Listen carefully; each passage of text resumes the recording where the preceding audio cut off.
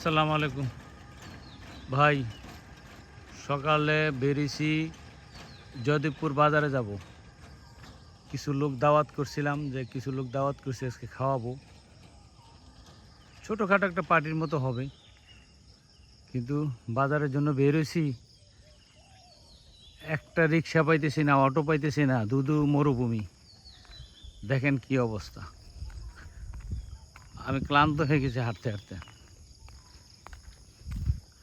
এত সুন্দর রাস্তা, অথচ কোনো গাড়ি পাইতেছি না। এটা না পাইতেছি রিক্সা, না পাইতেছি অটো। যদুপুর শহর রাস্তাটা মোটামুটি অটোর 50 টাকা ভাড়া আমার বাসার এখান থেকে, কিন্তু অটো পাচ্ছি না। এটা রিক্সা পাইলে হয়তো, রিক্সা পাইলে যাইনি তো, 70-80 টাকা ভাড়া যায়নি তো। আবার ওদিকে শালনা কাছে ছিল, কিন্তু শালনা বাজারে সব কিছু পাওয়া যায় না। যদুপুর বাজারে সব কিছু পাওয়া যায়, ওখানে অনেক বড় বাজার তো, সব কিছু পাওয়া যায়। শব্দ পাওয়া যাচ্ছে, মনে হচ্ছে পিছন দিক থেকে কোনো একটা অটো মনে হয় আসতেছে। এ ভাই, যদুপুর যাবেন?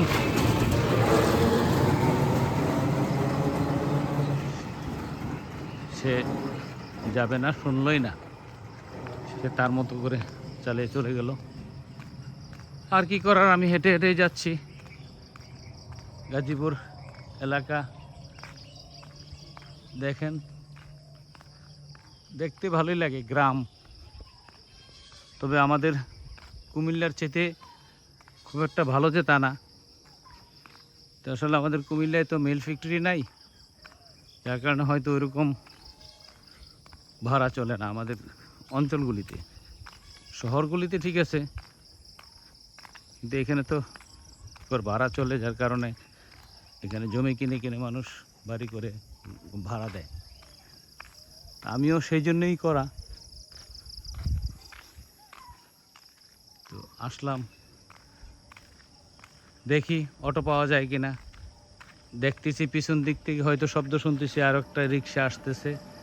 দেখি এই ভদ্রলোক যায় কিনা, উনি কি বলে দেখি। ভাই, জয়দেবপুর যাবেন? জয়দেবপুর বাজারে যাব ভাই, কাঁচা বাজার। কত নেবেন ভাই? হ্যাঁ, কত নেবেন? কত দেবেন? আমি তো জানি না ভাড়া। 50 টাকা দেন। 50 টাকা লাগবে এখান থেকে? ঈদ বলে কম বেশি না। এমনি ভাড়া কত? এমনি ভাড়া 40 টাকা। এমনি ভাড়া 40 টাকা। আচ্ছা, ওকে, চলেন। আলহামদুলিল্লাহ, রিক্সায় উঠলাম। দেখি যাইতে থাকি জয়দেবপুর। সবাই দোয়া করবেন। আল্লাহ হাফেজ।